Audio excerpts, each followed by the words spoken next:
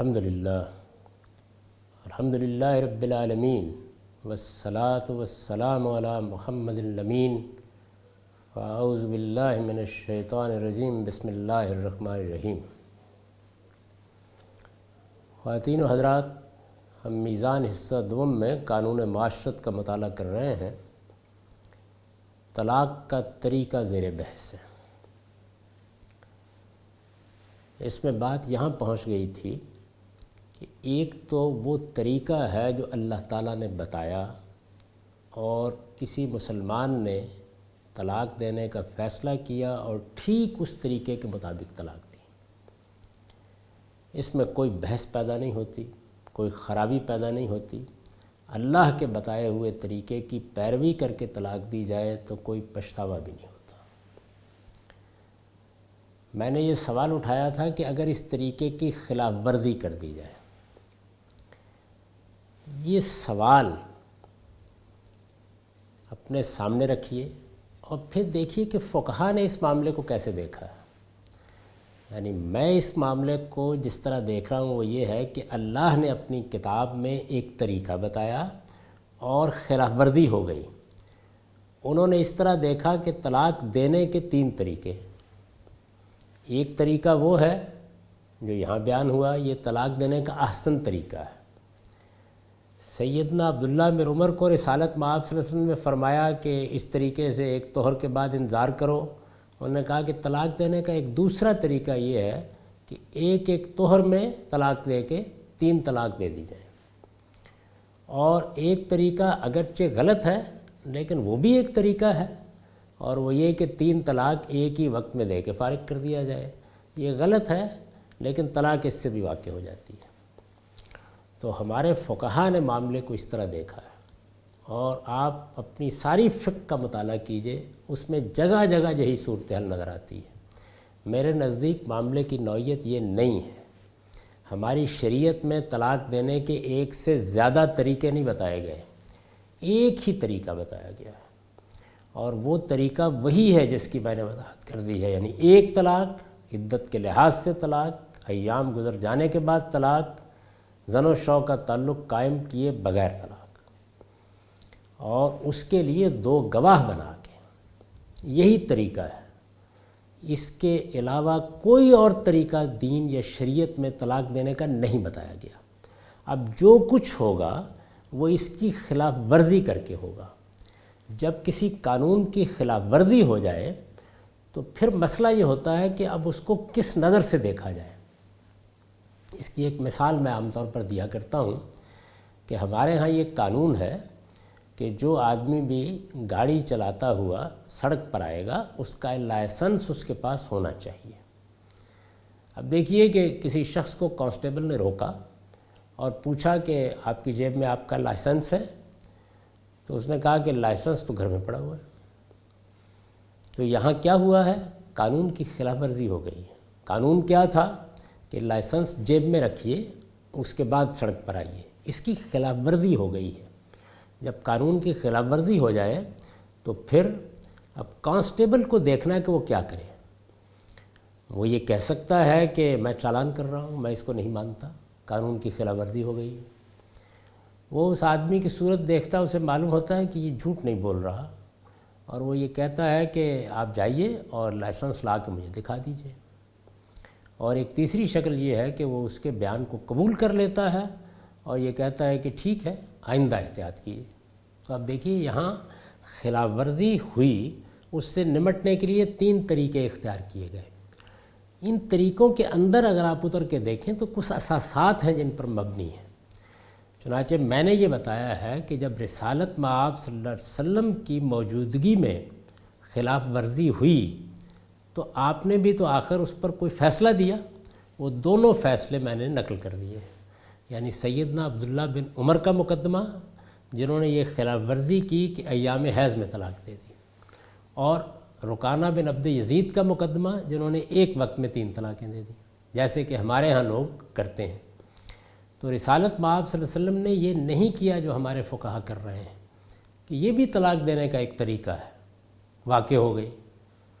نہیں، آپ نے عبداللہ بن عمر رضی اللہ عنہ کو اپنا فیصلہ واپس لینے کے لیے کہا اور کہا کہ اب تلافی کرو اور اس کے بعد صحیح طریقے سے طلاق دو، اور ان کا یہ بیان قبول کر لیا کہ میں نے اگرچہ 3 طلاق کے الفاظ بولے تھے لیکن میرے پیش نظر 3 طلاق نہیں تھی، میرا ارادہ ایک ہی طلاق کا تھا۔ یعنی الفاظ کیا زبان سے نکلے؟ ہمارے فقہا کہہ رہے ہیں کہ آپ نے اگر مذاق ہی مذاق میں یعنی سوتے جاگتے میں بھی 3 طلاق کہہ دیا تو واقع ہو گئی۔ رسالت مآب صلی اللہ علیہ وسلم ارادہ پوچھ رہے ہیں، میں سارا قانون بتا چکا ہوں کہ وہ قانون یہ تقاضا کرتا ہے کہ یہ سب باتیں پوچھی جائیں، یہاں خلاف ورزی ہوئی ہے تو اس کی میں نے پھر اساسات واضح کی ہیں۔ وہ اساسات بہت قابل غور ہیں، یعنی باقی معاملات میں بھی اگر کوئی مقدمہ سامنے آئے تو ہمیں ان اساسات کو ملحوظ رکھنا چاہیے۔ میں ان کو دہرا رہا ہوں۔ قانون کی خلاف ورزی ہو جائے، پہلی بات میں نے یہ عرض کی ہے کہ قانون کی خلاف ورزی ہو جائے اور اس کی تلافی ممکن ہو۔ وہاں کانسٹیبل نے کیا کیا؟ یعنی اس نے کہا کہ آپ جائیے اور جا کر لائسنس مجھے لا کے دکھا دیجئے۔ گویا جا کے لانا ممکن ہے، جب وہ جائے گا اور جا کے لائے گا اور پیش کرے گا تو قانون کا تقاضا پورا ہو جائے گا، یعنی لائسنس پھر اس کی جیب میں ہوگا اور وہ گاڑی چلائے گا۔ تو یہ تلافی کرانے کا طریقہ ہے۔ قانون کی خلاف ورزی ہو جائے اور اس کی تلافی ممکن ہو تو قانون کے احترام کا تقاضا ہے کہ خلاف ورزی کرنے والے کو تلافی کا حکم دیا جائے۔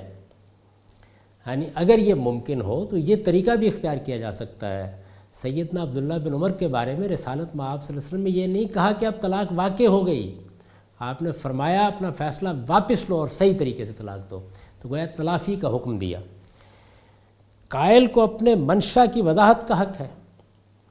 یعنی ایک آدمی یہ کہہ رہا ہے، یعنی میں یہ گزارش کر رہا ہوں کہ یہی غلطی ہمارے ہاں توہین رسالت کے معاملے میں قانون بناتے ہوئے ہوئی ہے۔ میں تو اگرچہ یہ واضح کر چکا ہوں کہ اس قانونی کی کوئی بنیاد نہیں ہے، اسلام میں اس طرح کا کوئی قانون دیا ہی نہیں گیا، وہ ہماری شریعت کا حصہ ہی نہیں ہے، لیکن اس کے باوجود اگر کوئی قانون بنانا تھا تو اس میں ایک بڑی بنیادی غلطی ہوئی ہے، اور وہ یہ کہ قائل کو اپنے منشا کی وضاحت کا حق نہیں دیا گیا۔ یعنی آپ کہتے ہیں گستاخی ہو گئی، وہ ایک مسلمان ہے، رسالت مآب صلی اللہ علیہ وسلم پر ایمان رکھتا ہے، میں مثال دے رہا ہوں، کیسے مان لیا جائے گستاخی کر دی ہے اس نے؟ اس کو اپنے منشا کی وضاحت کا حق ملنا چاہیے، اور جب وہ وضاحت کر دے تو اسے قبول کرنا چاہیے۔ قائل کو اپنے منشا کی وضاحت کا حق ہے، یعنی زبان سے ایک بات نکالی گئی ہے، کوئی عمل نہیں ہوا، کہ اس کو لوٹانا ممکن ہی نہیں ہے یا اس کی توجیہ دوسری ممکن نہیں۔ قائل کو اپنے منشا کی وضاحت کا حق ہے، وہ اگر یہ کہتا ہے کہ فلاں بات مجھ سے بلا ارادہ یا ارادہ و اختیار کے کسی وجہ سے سلب ہو جانے کے باعث صادر ہوئی ہے، یعنی کسی نے زبردستی مجھ سے یہ بات کہلوا دی، بلا ارادہ نکل گئی ہے، اشتعال میں کہہ بیٹھا ہوں، اگر وہ یہ بات کہتا ہے تو اس کی یہ وضاحت تسلیم کی جا سکتی ہے، ضروری نہیں کہ تسلیم کی جائے، لیکن بہرحال قابل لحاظ ہے۔ اگر مطمئن ہو جائے گی عدالت کہ یہ وضاحت تسلیم کر لینی چاہیے تو وہ کر لے گی۔ میں عرض کر چکا نا کہ جب قانون کی خلاف ورزی ہوگی تو پھر معاملہ عدالت کے پاس چلا جائے گا۔ 3 طلاق کے الفاظ بیان عدد کے لیے بھی بولے جا سکتے ہیں اور فیصلے کی سختی، اتمام اور قطعیت ظاہر کرنے کے لیے بھی۔ کہتے ہیں نا ہم کہ میں تو تمہیں 3 بار یہ بات کہہ چکا ہوں، 10 بار یہ بات کہہ چکا ہوں، تو بعض اعداد کسی فیصلے کی قطعیت اور اس کے اتمام کو ظاہر کرنے کے لیے بھی بولتے ہیں۔ یہ اسلوب چونکہ زبان میں موجود ہے، تو اب اگر ایک آدمی یہ کہتا ہے کہ میں نے تو 3 کا عدد بیان عدد کے لیے نہیں بولا تھا، یعنی مجھے چونکہ غصہ آیا ہوا تھا، میں سخت اشتعال میں تھا، اکثر لوگ یہ بتاتے ہیں، تو میں نے کہہ دیا 3 طلاق، میں نے تینوں حق سوخت کر دیے، تو یہ بھی ایک اسلوب ہے زبان کا۔ 3 طلاق کے الفاظ بیان عدد کے لیے بھی بولے جا سکتے ہیں اور فیصلے کی سختی، اتمام اور قطعیت ظاہر کرنے کے لیے بھی۔ یہ دونوں احتمالات، یعنی 3 طلاق کے الفاظ بیان عدد کے لیے بولے گئے ہیں یا اہتمام اور قطعیت کو ظاہر کرنے کے لیے، یہ دونوں احتمالات چونکہ زبان و بیان کی روح سے بالکل یکساں ہیں، اس لیے قائل کی وضاحت اس معاملے میں بھی قابل قبول ہونی چاہیے۔ وہ اگر جھوٹ بول رہا ہے تو زیادہ سے زیادہ وہ کرنا چاہیے جو رسالت مآب صلی اللہ علیہ وسلم نے کیا، یعنی رکانہ بن عبد یزید کے معاملے میں آپ نے کہا قسم کھاتے ہو، یہی تمہارا ارادہ تھا، زیادہ سے زیادہ۔ یعنی اس سے آگے جانے کا ہم کو حق نہیں ہے۔ اگر وہ جھوٹ بول رہا ہے، اس کے باوجود جھوٹ بول رہا ہے، تو وہ جانے، اس کا پروردگار جانے۔ دنیا میں ہم وہی فیصلہ کریں گے جیسے کہ وہ کہہ رہا ہے، تو اس معاملے میں بھی اس کی وضاحت قابل قبول ہونی چاہیے۔ تاہم اس کے یہ معنی نہیں ہے کہ قرائن اس کے خلاف بھی ہوں تو اس طرح کی وضاحت ماننا ضروری ہے۔ یہ میں نے کیوں کہا؟ اس لیے کہا کہ ایک عورت اپنے خاوند سے نجات چاہتی تھی، اس نے ایسے حالات پیدا کر دیے کہ اس نے طلاق دے دی۔ اب وہ ہمارے پاس آ کے یہ کہتا ہے کہ میرا منشا یہ تھا، میرا مقصود یہ تھا، لیکن قرائن اس کے بالکل خلاف ہے۔ تو عورت اگر طلاق لینا ہی چاہتی تھی اور وہ اس سے جان چھڑانا ہی چاہتی تھی، اور عدالت بھی مطمئن ہے کہ نباہ کا امکان نہیں ہے، اور یہ بھی معلوم ہو رہا ہے کہ یہ شخص یہ سب کچھ دستے ستم دراز کرنے کے لیے کہہ رہا ہے، تو وہ قرائن کے ہوتے ہوئے اس کی وضاحت کو تسلیم کرنے سے انکار بھی کر سکتی ہے۔ یعنی چونکہ قضیہ ہے، اس کا فیصلہ ہونا ہے، تو فیصلے میں مقدمے کے تمام احوال سامنے رکھنے چاہیے۔ تاہم اس کے یہ معنی نہیں ہے کہ قرائن اس کے خلاف بھی ہوں تو اس طرح کی وضاحت ماننا ضروری ہے۔ میں جو بات واضح کر رہا ہوں وہ یہ ہے کہ جب خلاف ورزی ہو گئی، کوئی بھی خلاف ورزی ہو گئی، تو طلاق واقع نہیں ہوئی، اسے واقع کیا جا سکتا ہے۔ واقع ہونا ایک اور چیز ہے۔ جب طلاق شریعت کے بتائے ہوئے طریقے کے مطابق دی جائے گی تو شرعاً نافذ ہو جائے گی، پھر مجھے یا آپ کو کچھ کہنے کی ضرورت نہیں ہے، پھر تو ایک واقعہ ہو گیا۔ لیکن جب خلاف ورزی ہوئی ہے تو اب یہ واقع نہیں ہوگی، ہاں واقع کی جا سکتی ہے۔ ان دونوں باتوں کا قانون کے لحاظ سے فرق سمجھ لینا چاہیے۔ یعنی عدالت اب یہ قضیہ ہے، اس کا فیصلہ کرتے ہوئے طلاق واقع کر سکتی ہے، وہ فیصلہ دے سکتی ہے، یہ خود بخود نہیں ہو جائے گی جیسے کہ ہمارے فقہا کہتے ہیں۔ تاہم اس کے یہ معنی نہیں ہے کہ قرائن اس کے خلاف بھی ہوں تو اس طرح کی وضاحت ماننا ضروری ہے۔ عدالت کو یہ حق یقیناً حاصل ہے کہ وہ اگر مطمئن نہیں ہو سکی تو اسے ماننے سے انکار کر دے۔ یعنی میں نے امکانات بیان کیے ہیں، یہ طریقہ بھی ہو سکتا ہے، یہ طریقہ بھی ہو سکتا ہے، اس کے ارادے کو بانا بھی جا سکتا ہے اور اسے جھوٹا بھی قرار دیا جا سکتا ہے۔ یہ عدالت کو فیصلہ کرنا ہے۔ چنانچہ سیدنا عمر رضی اللہ عنہ کے بارے میں معلوم ہے کہ انہوں نے جب یہ دیکھا کہ لوگ پہلے کی طرح محتاط نہیں رہے تو اعلان کر دیا کہ اب کسی کا بیان بھی اس معاملے میں تسلیم نہ ہوگا اور 3 طلاق کو 3 طلاق ہی مان کر نافذ کر دیا جائے گا۔ یہ انہوں نے فیصلہ کیا۔ چنانچہ یہ جو میں نے مختلف شکلیں بیان کی ہیں، یعنی جس طرح سے ایک کانسٹیبل نے 3 طریقے اختیار کیے، ریاست بھی یہ کر سکتی ہے کہ وہ قانون بنا دے کہ نہیں اب کسی شخص کا بھی یہ بیان قابل قبول ہی نہیں ہوگا کہ لائسنس گھر میں ہے، بنا سکتی ہے نا۔ تو سیدنا عمر نے بالکل یہی کیا، یعنی انہوں نے اپنے اس اختیار سے کام لے کر لوگوں کے ارادے اور ان کی نیت کو قبول نہیں کیا، انکار کر دیا اس کو قبول کرنے سے، اور یہ قانون بنا دیا کہ لوگ چونکہ محتاط نہیں رہے، غلط بات کرتے ہیں، طلاق دیتے ہیں اور پھر آ کے اس طرح کے بہانے تراشنا شروع کر دیتے ہیں، اس لیے آئندہ اگر کسی نے 3 طلاق ایک وقت میں دی تو ہم زئی نہ ہو، ہم اس کو واقع کر دیں گے۔ اس میں بھی دیکھیے الفاظ یہی ہیں، یہ نہیں کہا گیا کہ وہ واقع ہو جائے گی، ہم اس کو واقع کر دیں گے۔ یہ حضرت عمر نے فیصلہ کیا، اس فیصلے کو سمجھ لینا چاہیے۔ یہ ایک معاملے میں ان کا فیصلہ ہے اور انتظامی فیصلہ ہے، بالکل ایسے ہی جیسے اس کانسٹیبل نے یہ فیصلہ کیا کہ اس نے ایک شکل کو اختیار کر لیا۔ یہ جو وقت پر جس کے سامنے معاملہ ہے وہ بھی کر سکتا ہے، یعنی عدالت بھی، اور یہ ریاست کا سربراہ بھی یا اس کی پارلیمنٹ، اس کا قانون ساز ادارہ بھی کر سکتا ہے، کسی ایک صورت کو متعین کر دے۔ یعنی مثال کے طور پر سیدنا عمر رضی اللہ عنہ نے تو یہ قانون بنا دیا کہ اگر آپ 3 طلاق ایک وقت میں دی جائے گی تو ہم تینوں واقع کر دیں گے۔ لوگ بہت غیر محتاط ہو گئے ہیں، آگے بہانے کرتے ہیں، ہم مثال کے طور پر اپنی پارلیمنٹ میں یہ قانون بنا دیں کہ لوگ بالکل دین سے ناواقف ہیں، ان کو معلوم ہی نہیں ہے کہ 3 طلاق کا مطلب کیا ہے، لہٰذا جو آدمی بھی 3 طلاق دے گا اس کا ارادہ بھی نہیں پوچھیں گے، اس کو ایک ہی طلاق واقع کریں گے، تو یہ بھی بالکل ٹھیک ہوگا۔ یعنی یہ جو دائرہ ہے وہ سمجھ لیجئے، اب یہ شریعت نہیں بنائی جا رہی، یہ شریعت کی خلاف ورزی کی صورت میں عدالتی فیصلہ کیا جا رہا ہے۔ نظم اجتماعی اپنا فیصلہ دے رہا ہے، فیصلہ دینے کا اختیار اس کو کیسے حاصل ہوا؟ خلاف ورزی ہو گئی ہے۔ اگر شریعت کے مطابق معاملات ہوتے تو پھر نہ سیدنا عمر کا یہ حق تھا کہ وہ اس معاملے میں اپنی کوئی رائے دیتے، نہ آج کسی حکمران کا یا کسی عدالت کا یہ حق ہے۔ شریعت کی خلاف ورزی کے بعد یہ حق حاصل ہو جاتا ہے۔ یعنی اب اس خلاف ورزی سے کیسے نمٹنا ہے، تو نمٹنے کے طریقے عدالت کے لیے عام رکھے جا سکتے ہیں۔ یعنی یہ کہ عدالت خود دیکھ لے، جیسے کہ میں نے پہلے عرض کیا، وہ عذر قبول کرنا چاہتی ہے، وہ بیان قبول کرنا چاہتی ہے، وہ ارادے کی وضاحت قبول کرنا چاہتی ہے، وہ قائل کے منشا قبول کرنا چاہتی ہے، کر لے، وہ مطمئن نہیں ہوئی نہ کرے۔ ایک طریقہ یہ ہے کہ اسی پر چھوڑ دیا جائے، ایک طریقہ یہ ہے کہ باقاعدہ قانون سازی کر دی جائے اور یہ بتا دیا جائے کہ ایسی غلطی ہوگی تو کیا ہوگا۔ میں یہ عرض کر رہا ہوں کہ اس طرح کی غلطیوں کو روکنے کے لیے تدبیر کرنی چاہیے نا۔ ایک تو یہ کہ ہو گئی تو اس کا طریقہ یہ ہے کہ ہم ایک طلاق نامہ بنائیں، اس کو رجسٹرار کے پاس رکھائیں اور لوگوں سے یہ کہیں کہ وہ ہر حال میں اسی کے ذریعے سے طلاق دیں گے۔ میں آپ کو اطمینان دلاتا ہوں کہ جس طرح آپ لوگ سوچ بھی نہیں سکتے کہ نکاح رجسٹرار کو بلائے بغیر بھی نکاح کر لیتے ہیں، حالانکہ نکاح تو ہو جاتا ہے، تو اسی طرح لوگ پھر طلاق کے معاملے میں بھی محتاط ہو جائیں گے۔ تو ہمیں یہ قانون سازی کرنی چاہیے۔ تاہم یہاں میں دین اور فقہ کا فرق سمجھا رہا ہوں۔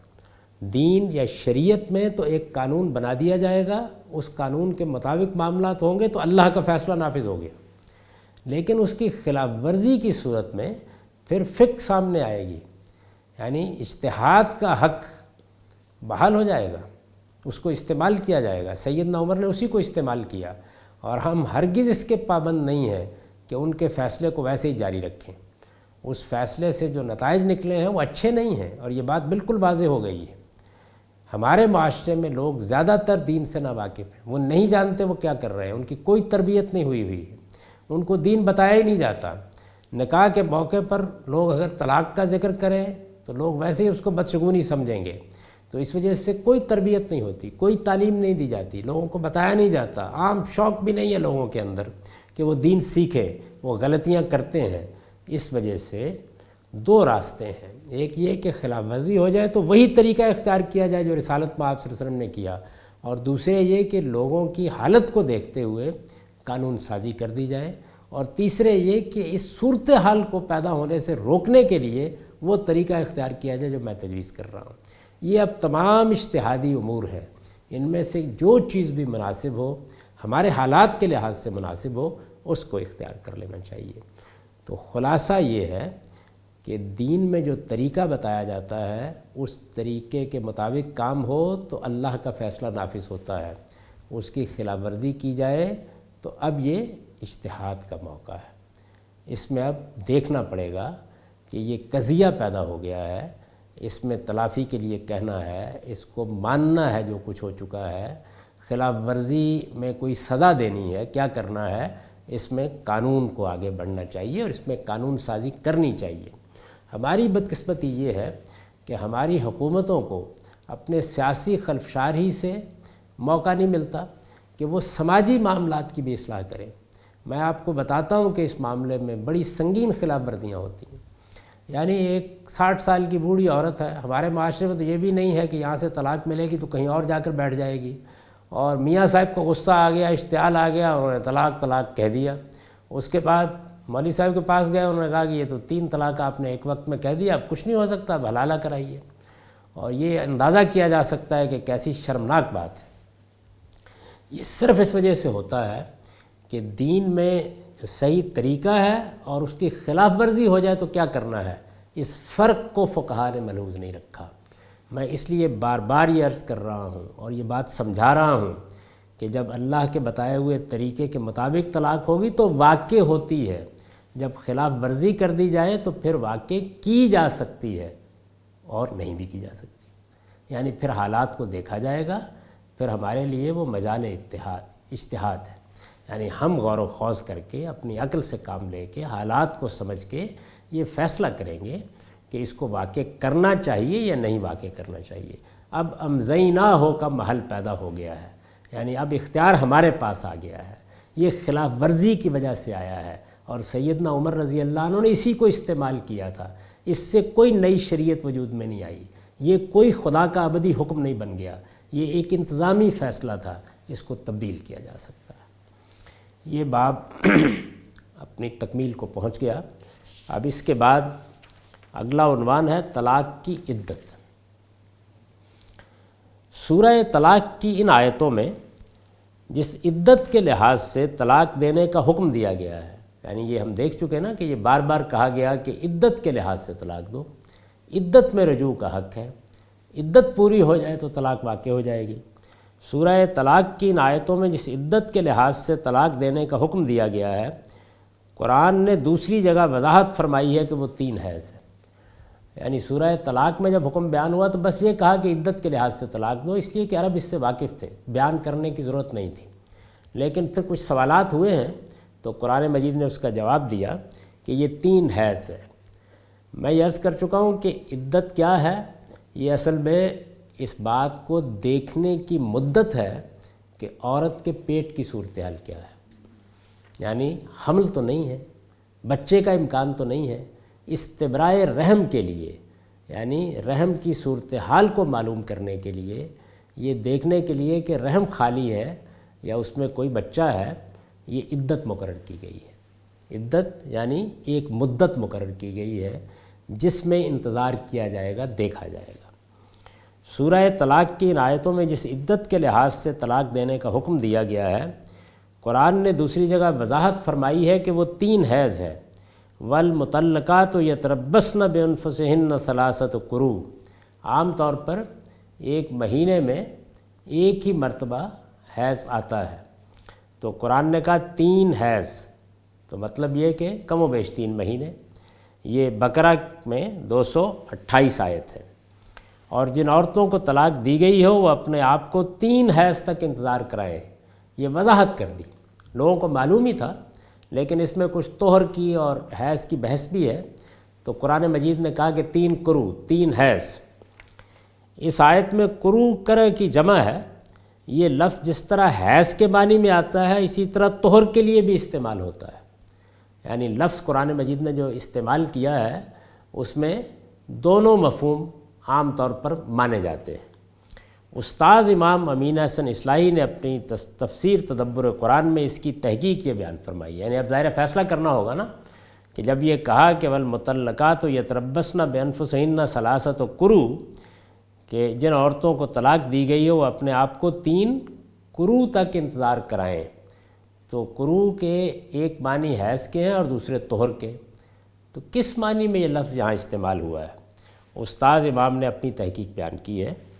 وہ لکھتے ہیں اس کے اصل مادے اور اس کے مشتقات پر ہم نے جس قدر غور کیا ہے اس سے ہمارا رجحان اسی بات کی طرف ہے کہ اس کے اصل معنی تو حیض ہی کے ہیں۔ یعنی ظاہر ہے کہ جب ایک لفظ کے اندر 2 معنی پیدا ہو جاتے ہیں استعمالات کے نتیجے میں، تو پھر یہ دیکھنا پڑتا ہے کہ اصل معنی کیا تھے۔ یعنی ایسا بھی ہوتا ہے کہ ایک لفظ کے اندر اس کی پیدائشی کے وقت سے 2 یا 3 معنی پیدا ہو گئے، یا 2 یا 3 معنی کے لیے وہ لفظ بولا جانے لگا، اور ایسا بھی ہوتا ہے کہ لفظ کے ایک اصل معنی ہوتے ہیں اور پھر بعض دوسرے استعمالات اور مواقع کے لحاظ سے ایک اور معنی اس کے ساتھ ملحق ہو جاتے ہیں۔ اس کے اصل مادہ اور اس کے مشتقات پر ہم نے جس قدر غور کیا ہے اس سے ہمارا رجحان اسی بات کی طرف ہے کہ اس کے اصل معنی تو حیض ہی کے ہیں، لیکن چونکہ ہر حیض کے ساتھ طہر بھی لازماً لگا ہوا ہوتا ہے۔ طہر کیا ہے؟ پاکیزگی کی حالت جو حیض کے بعد ہوتی ہے، لیکن چونکہ ہر حیض کے بعد طہر بھی لازماً لگا ہوا ہے، اس وجہ سے عام بول چال میں اس سے طہر کو بھی تعبیر کر دیتے ہیں۔ عام بول چال میں جس طرح رات کے لفظ سے اس کے ساتھ لگے ہوئے دن کو، یا دن کے لفظ سے اس کے ساتھ لگی ہوئی رات کو، ہم کہتے ہیں نا 3 راتیں رہوں گا، تو اس میں دن بھی آپ شامل ہوتا ہے، اور 3 دن رہوں گا، تو یہ بسا اوقات زبان میں ہو جاتا ہے۔ اس قسم کے استعمال کی مثالیں ہر زبان میں مل سکتی ہیں۔ تو گویا استاذ امام نے اپنا فیصلہ یہ دیا ہے کہ لفظ اصلاً حیض کے لیے ہی آتا ہے، ہم نے اسے حیض کے معنی میں لیا ہے، چنانچہ اس تحقیق کی روشنی میں ہم نے بھی اس کو حیض ہی کے معنی میں لیا ہے۔ اس کی وجہ یہ ہے کہ یہاں اصل مسئلہ ہی یہ متعین کرنے کا ہے کہ عورت حاملہ ہے یا نہیں، اور اس کا فیصلہ حیض سے ہوتا ہے نہ کہ طہر سے۔ یعنی عدت مقرر ہی کس لیے کی گئی ہے؟ اسی لیے تو کی گئی ہے کہ رحم کی صورتحال واضح ہو جائے، تو یہ حیض سے واضح ہوتی ہے نہ کہ طہر سے۔ پھر اس کے لیے توقف کی مدت مقرر کی گئی ہے، اور یہ بھی حیض سے بالکل متعین ہو جاتی ہے، یعنی اب چونکہ انتظار کرنا ہے، یعنی حمل کی صورت بھی اس سے واضح ہونی ہے اور ایک مدت مقرر ہے اس کو پورا بھی کرنا ہے، تو یہ بالکل متعین ہو جاتی ہے حیض سے، اس لیے کہ اس کی ابتدا کے بارے میں کسی کو شبہ نہیں ہوتا، بالکل واضح ہو جاتا ہے، جبکہ ختم ہونے کے معاملے میں پھر بحث پیدا ہونے کا امکان ہے۔ تو چونکہ تعیین کا فائدہ اس سے حاصل ہوتا ہے اور استبراء بھی اسی سے متعین ہوتا ہے، تو اس وجہ سے حیض ہی کے معنی کو ترجیح دینی چاہیے، اور ہم نے بھی اسی کو ترجیح دی ہے۔ عام حالات میں عدت یہی ہے، یعنی عام حالات میں عدت کیا ہے؟ 3 حیض، ثلاثت قروء۔ یہ لوگوں کو معلوم تھا، اس وجہ سے قرآن مجید نے سورہ طلاق میں اس کا ذکر نہیں کیا، صرف یہ کہہ دیا کہ عدت کے لحاظ سے طلاق دو۔ میں یہ واضح کر چکا ہوں کہ قرآن مجید کے فہم کے لیے ضروری ہے کہ یہ جانا جائے کہ وہ کس حکم کو ابتداً دے رہا ہے اور کون سا حکم پہلے سے موجود ہے اس کی اصلاح کر رہا ہے، توضیح کر رہا ہے، تاکید کر رہا ہے، محض ذکر کر رہا ہے، تذکیر کر رہا ہے، یہ طے کرنا ضروری ہے۔ تو طلاق کے لیے بھی جو قانون اس وقت ہماری شریعت میں ہے، یہی قانون عربوں کے ہاں بھی تھا، وہ دین ابراہیمی کی روایت کے تحت اسی طرح طلاق دیتے تھے۔ ہاں چند غلطیاں تھیں، چند کوتاہیاں تھیں جس طرح ہمارے ہاں ہونے لگ گئی ہیں، تو قرآن مجید نے جب ان کی اصلاح کی تو اجمال سے قانون بیان کیا اور یہ کہہ دیا کہ عدت کے لحاظ سے طلاق دو۔ عدت کیا ہے، کتنی ہے، وضاحت نہیں کی۔ ایک سوال کے جواب میں کچھ سوالات ہیں جن کا جواب بقرہ میں دیا گیا ہے اور وہ اسی ذیل میں پیدا ہوئے ہیں۔ قرآن مجید نے وضاحت کی کہ یہ ثلاثت قروء ہے۔ اسی طرح کی کوئی بحث ہوگی کہ کیا حیض کے لحاظ سے دیکھا جائے یا 3 مہینے ویسے گنے جائیں، تو قرآن مجید نے بتا دیا کہ نہیں، یہ حیض کے لحاظ سے متعین ہوگی۔ عام حالات میں عدت یہی ہے، لیکن عورت حیض سے مایوس ہو چکی ہو یا حیض کی عمر کو پہنچنے کے باوجود اسے حیض نہ آیا ہو، یہ ساری صورتیں ہو سکتی ہیں۔ یہ جو حیض کی عمر کو پہنچنے کے باوجود اسے حیض نہ آیا ہو، اس کے لیے اصل میں یعنی سورہ طلاق کی آیت میں لم یحزنا کا لفظ استعمال ہوا ہے، میں نے اس پر نوٹ لکھا ہے، اصل میں واللائی لم یحزنا کے الفاظ آئے ہیں۔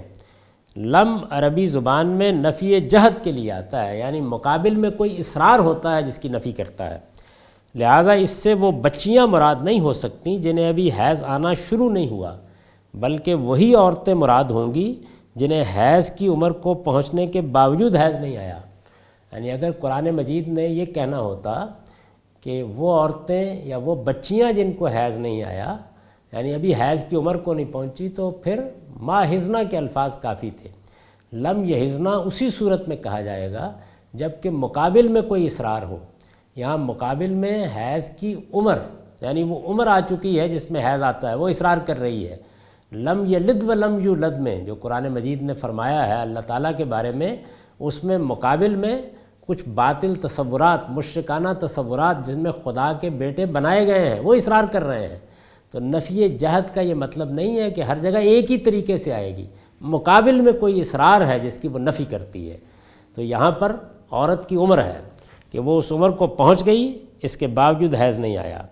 تو سورہ طلاق کی ان آیتوں میں قرآن نے بتایا ہے کہ پھر یہ 3 مہینے ہوگی، یعنی حیض آ رہا ہے تو پھر 3 حیض ورنہ 3 مہینے۔ اسی طرح یہ بھی بتا دیا ہے کہ حاملہ کی مدت وضع حمل ہے، یعنی اگر یہ معلوم ہو گیا کہ حمل ہے تو پھر وضع حمل تک عدت۔ حیض سے مایوس عورتوں کے ساتھ ان آیتوں میں ان ارتبتم کی شرط بھی لگی ہوئی ہے، یعنی اس میں یہ بتایا گیا ہے کہ جو عورتیں حیض سے مایوس ہو گئی ہوں تو پھر ان ارتبتم، اس سے کیا مراد ہے، یہ شرط کیوں لگائی گئی ہے، اس پر اگلی نشست میں گفتگو کریں گے۔ اقول قولی ھذا واستغفر اللہ لی ولکم ولسائر المسلمین۔